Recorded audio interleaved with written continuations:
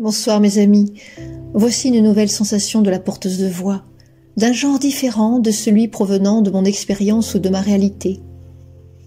Cette sensation qui est issue d'un genre nouveau se nomme « je rêve et j'imagine ».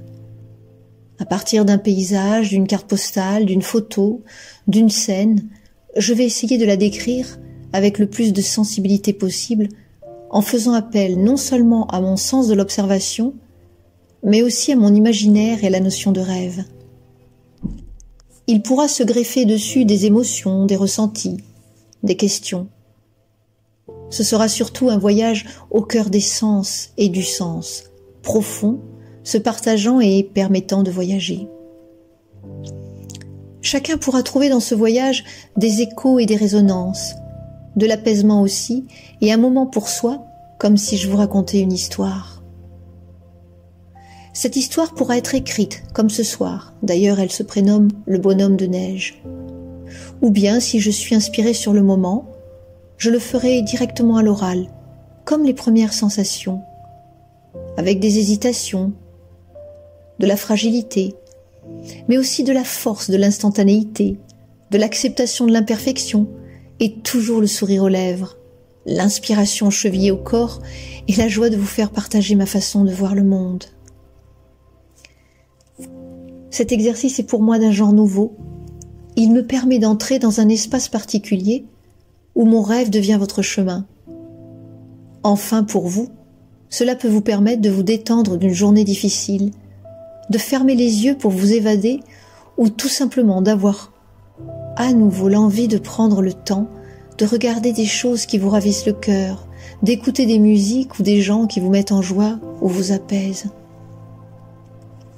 C'est une façon de se reconnecter à ce qui est beau et bon et de revenir dans ses propres rêves. Je prends des risques, je me lance, j'ose et je n'attends rien, si ce n'est peut-être le bien-être que l'écriture ou l'addiction me procurera, et avec beaucoup d'apaisement. Également, si cela vous convient, un sourire discret au coin de vos lèvres. Bon voyage mon ami, bon voyage mes amis.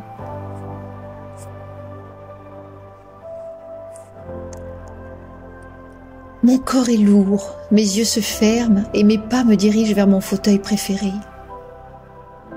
Dehors il pleut et il fait nuit.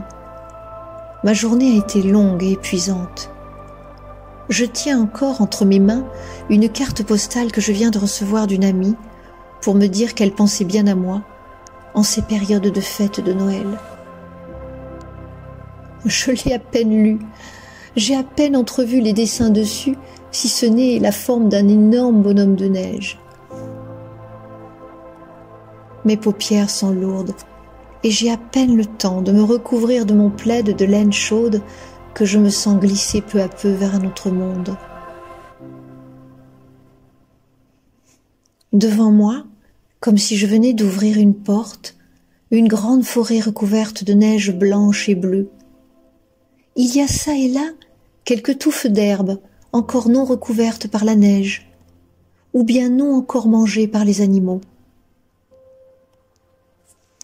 La neige ne brille pas sous le soleil, car derrière les arbres, l'astre Dieu semble caché par un manteau de brume, rendant le lieu encore plus irréel qu'il ne l'est. Les arbres semblent éparses pour laisser la place à un majestueux sapin. Il semble être le roi du lieu. De ses épines tombent des gouttes cristallines. Son vert sauvage et bleu fait comme une tache de couleur dans toute cette blancheur immaculée. Au bout de sa cime trône une étoile dorée.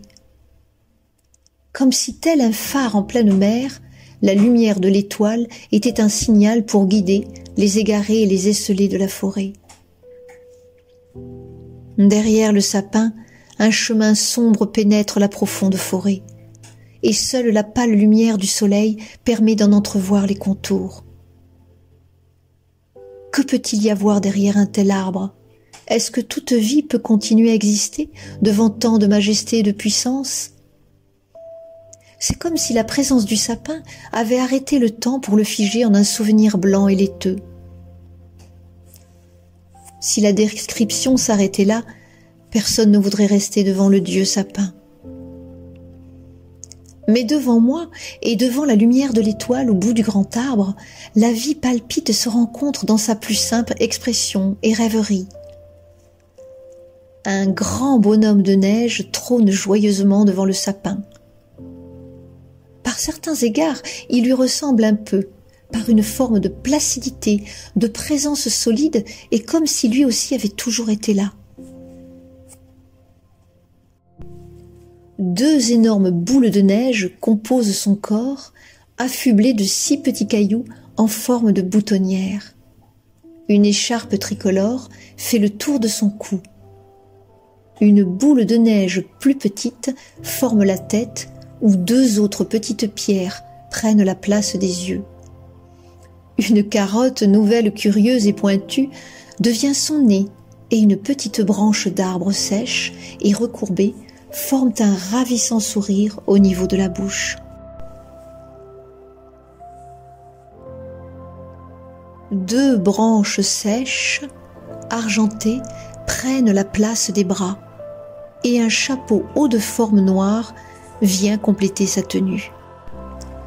Ce qui rend la scène émouvante, c'est de voir un petit garçon, haut comme 3 pommes, emmitouflé dans un manteau vert trop grand pour lui, et les joues rouges de froid, essayer d'entourer l'énorme bonhomme de neige de ses petits bras. L'enfant essaie tant bien que mal de pouvoir en faire le tour complet, mais le bonhomme de neige est bien trop gros pour le petit garçon. Ce que je ne vous ai pas dit, c'est que le bonhomme de neige et le sapin sont entourés de petits animaux de la forêt. Un superbe cerf au pelage marron, tacheté de pointes d'argent, vient de s'arrêter pour se reposer. Ses bois hauts et puissants semblent lui faire comme une couronne autour de sa tête. Il regarde le petit garçon et ne bouge pas. Le superbe animal est suivi d'un petit faon, copie conforme de son père en taille miniature. Le petit être piaffe comme s'il jouait et ses petits sabots laissent des traces dans la neige. À ce tableau viennent s'ajouter un renard et sa renarde au pelage marron et épais, des petits lapins malicieux à la queue blanche en forme de boule et un hibou tout gris au regard globuleux et circulaire vient se percher sur l'une des branches bras du bonhomme de neige. L'enfant court autour du bonhomme de neige, essaie à nouveau de l'enserrer de ses bras, s'épuise et s'arrête. Il s'assoit au pied de l'énorme forme qu'il considère comme son ami. Ses petites épaules se baissent, sa respiration se fait courte et sa petite poitrine se referme. Des sanglots commencent à rouler sur les petites joues froides, se transformer de suite en larmes de cristal. Alors l'étoile du sapin se met à briller de plus belle, entourant l'enfant de sa douce chaleur. La lumière essuie les larmes pour les remplacer par des gouttes de rosée. L'enfant se lève et sent dans son cœur comme une caresse. Il s'approche du bonhomme de neige, lui sourit et se contente juste de se reposer contre lui.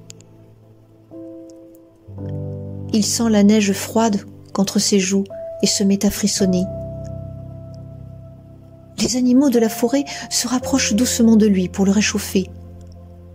Le grand cerf s'assoit contre son petit corps et l'enfant se blottit contre l'animal. Les lapins et les renards se mettent sur ses pieds et ses mains. Et le hibou se perche sur sa tête. Entouré de chaleur et de bien-être, l'enfant s'endort un instant parmi la fourrure et les plumes. Lorsqu'il se réveille, il se rend compte que son ami le bonhomme a commencé à fondre à cause de la chaleur des animaux et de sa propre chaleur.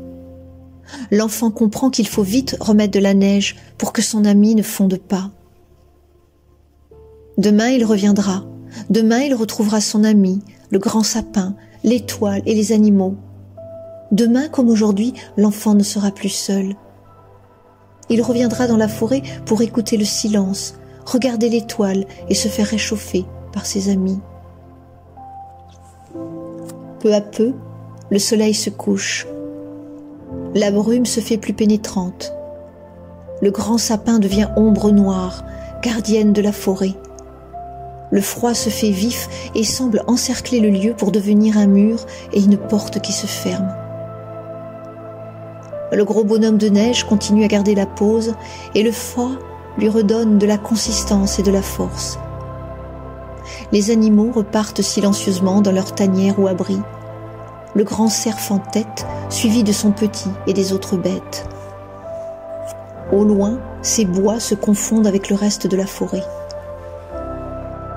L'enfant prend le chemin du retour, de sa maison, en laissant des petites traces vite camouflées et effacées par les flocons.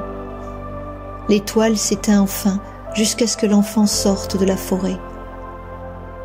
Demain, le sapin, le bonhomme de neige, les animaux, ne plus être seuls. Je me réveille et je regarde la carte postale. Tout est comme dans mon rêve, à une seule exception près. Le bonhomme de neige semble s'être déplacé, puisque maintenant il est tout contre le grand sapin. Et dans ma main, je sens quelque chose de froid. Un peu de neige se trouve au creux de ma paume.